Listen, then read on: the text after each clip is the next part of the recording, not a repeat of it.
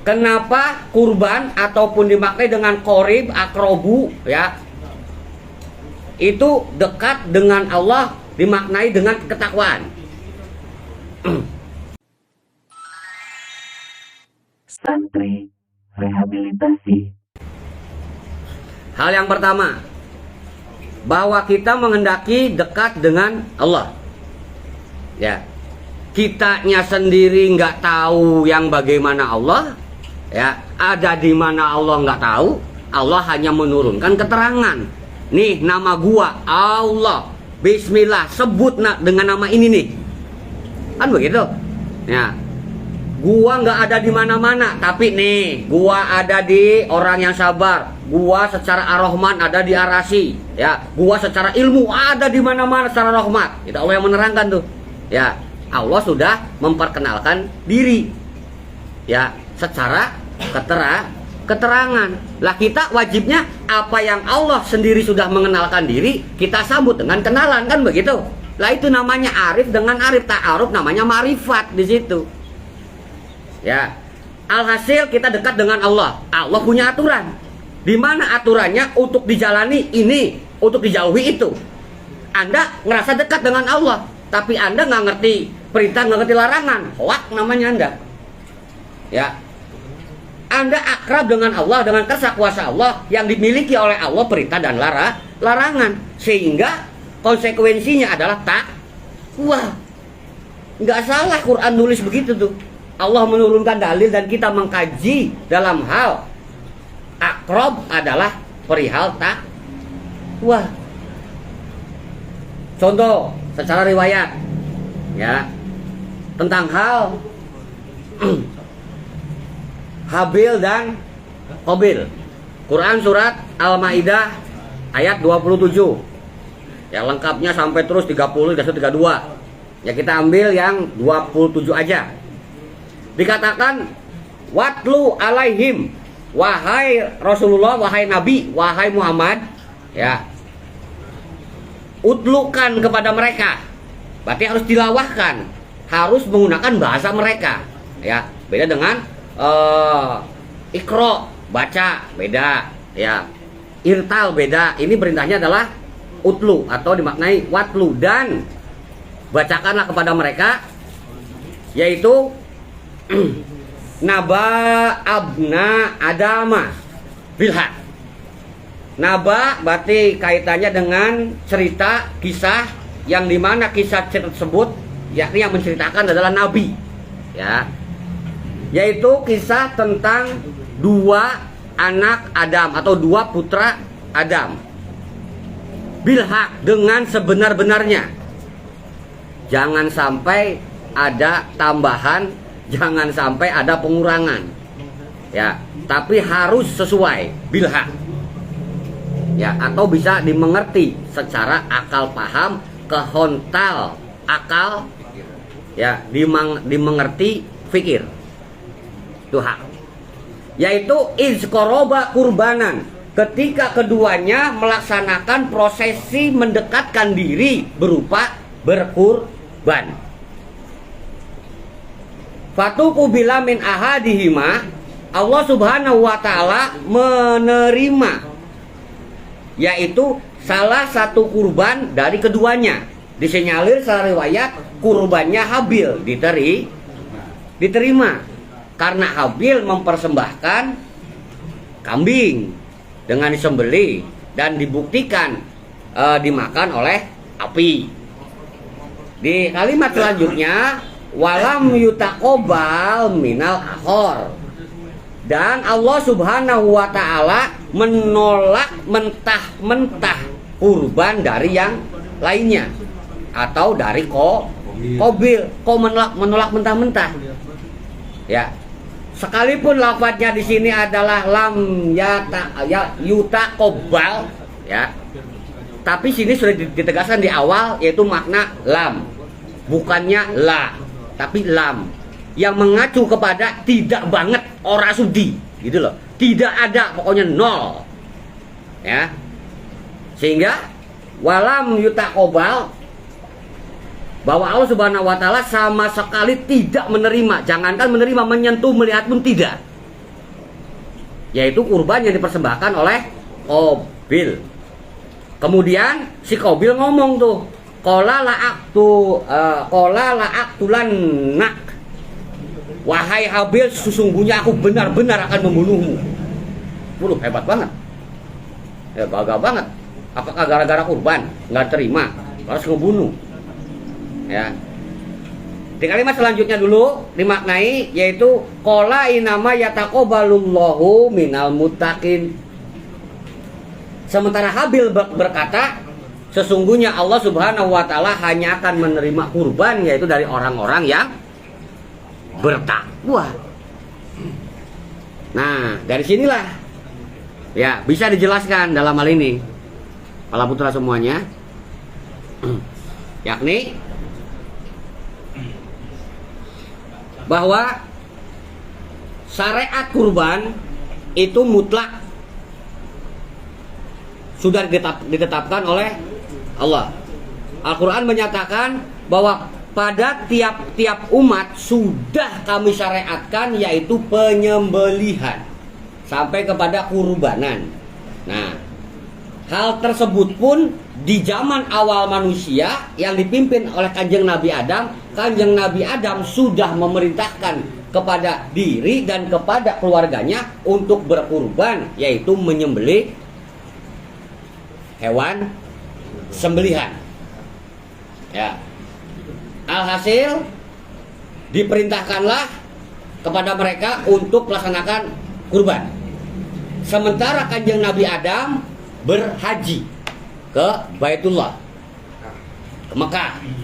Mereka, Habil, Qabil dan keluarga yang lain melaksanakan prosesi kurban di, ada riwayat mengatakan Mesir, ada yang mengatakan itu adalah India, ada yang mengatakan itu adalah negeri Syam. Ya, semuanya benar karena sahabat atau para ulama berpendapat. Nah, dalam hal pemaknaan para putra semuanya, kenapa Qabil kok memaksakan diri walaupun sebagai petani? Kenapa dia tidak berkorban kambing, tapi dia mempersembahkan kurbannya berupa hasil tani? Riwayat mengatakan buah-buahan, riwayat mengatakan hasil berupa sayuran, riwayat juga mengatakan berupa bahan makanan pokok, berupa gandum katanya, yang dipersembahkan oleh Qabil. Kenapa? Ternyata terdapatlah sebelum itu perselisihan yang dianggapnya gede oleh Qabil, yaitu perihal perjodohan. Tuh, di mana Habil ya itu terlahir kembar dengan saudara perempuannya, yang saudara perempuannya ini jelek atau nggak cantik. Ya, sementara Qabil terlahir kembar emas dengan saudara perempuannya itu cantik atau menor glowing, bahenol kan begitu. Nah, sampai kepada mereka dewasa oleh Kanjeng Nabi Adam diperintahkan oleh Allah Subhanahu wa taala dengan syariat menikahkan mereka dengan cara bersilang. Ya, bersilang. Jadi saudara kembarnya Habil atau Habil, ini Habil dengan saudara kembarnya Qabil. Dapat cantik dong. Gitu kan? Sementara Qabil ya bersilang harus menikahi, yaitu saudara kembarnya Habil. Dapat jelek dong, nggak terima nih. Ya, nggak terima nih, ngambek-ngambek, marah-marah, baper, bikin status segala macam nih. Ya, bikin hoak dan segala macam intinya. Tuh, intinya nggak mau aja. Ya, dengan alasan gua udah terlanjur sayang dengan saudara perempuan gua, apa tetek bengek lah. Ya.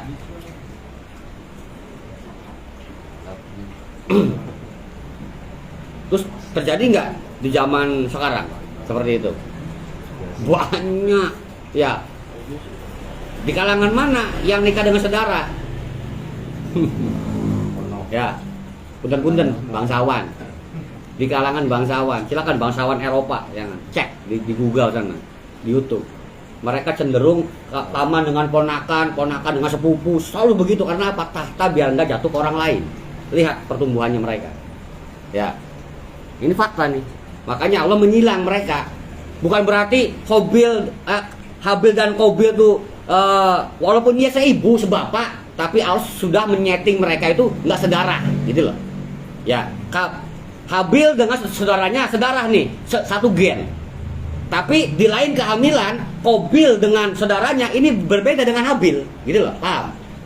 Sehingga mereka bersilang. Itu kesakuasa Allah.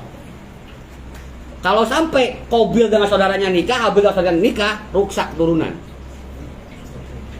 Ya, makanya kita dilarang untuk incest. Apa itu incest? Perkawinan saudara.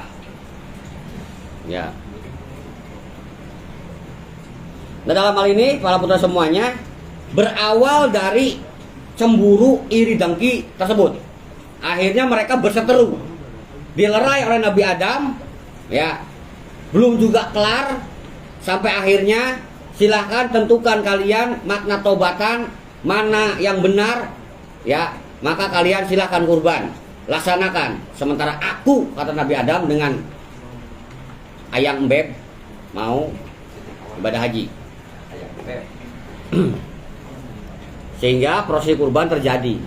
Ya, Habil membawa kambingnya yang sebagai Habil tersebut adalah sebagai peternak, mempersembahkan yaitu hewan terbaik yang memang kesayangannya, kambing gibas yang bersih yang bagus. Nah, sementara Qabil dia petani sukses. Ya, nggak tahu yang beli siapa ya, didalangin kemana ya, emang udah ada pasar zaman itu yang cuman baur bapak gelintir orangnya. Ya, si Qabil yang seharusnya dia barter kepada Habil, nih tak hasil tani gua, sini gua minta kambing tukeran atau beli. Dikarenakan ada perselisihan, gua ada gontok-gontokan, Habil sih nggak masalah sebenarnya.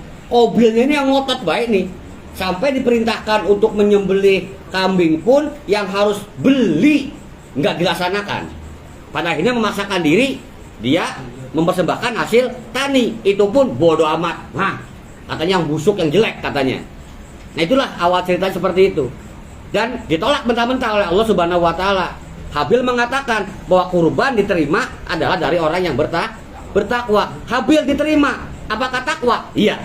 Lihat, nurut perintah Allah dan nurut perintah Rasulnya atau Nabi Adam, dan melaksanakan dengan yang terbaik kambingnya. Benar kambing. Lihat, Qabil, jangankan masalah kurbannya, ketentuan perjodohannya saja tentang, maka dia sudah melanggar perintah, bahkan menjalani larangan. Sampai kepada kurbannya pun dia harusnya mempersembahkan ternak, yang dipersembahkan tani, bukan takwa di situ. Maka jelas ditolak. Nah, lantas bagaimana dengan zaman sekarang? Apakah mungkin ada orang yang berkorban beras? Korban beras, kalau beras zakat fitrah, mang. Ada nggak? Nggak ada ya, pasti kambing kan. Tapi ayat ini bagaimana nih? Kenapa nggak dinasak aja? Nggak dihapus aja gitu loh. Tapi ternyata ini ada makna yang tersurat dan yang tersiratnya, terutama yang tersiratnya nih, rahasianya dari sini nih. Ya, ternyata kaitannya apa yang dimaknai dengan hal ketakwaan itu yang bakal diterima, itulah modal dasarnya. Periksa oleh kita masing-masing. Ya, ketika Anda kaya, sebutlah OKB, orang kaya baru, kan begitu. Pasti duitnya banyak dong, orang kaya aja. Ya, kemarin saya miskin, nggak kurban. Sekarang saya pengen kurban, kan begitu logikanya kan ya. Alhamdulillah tuh, nanya ke Yai, saya pengen kurban gimana? A, B, C, begini, begitu. Ya udah, Yai diatur ya, tolong. Nah, itu sesuatu kasus tuh. Satu kasus lain, OKB gitu kan ya. Wah, biar orang tahu gua baru kaya nih, masa nggak kurban.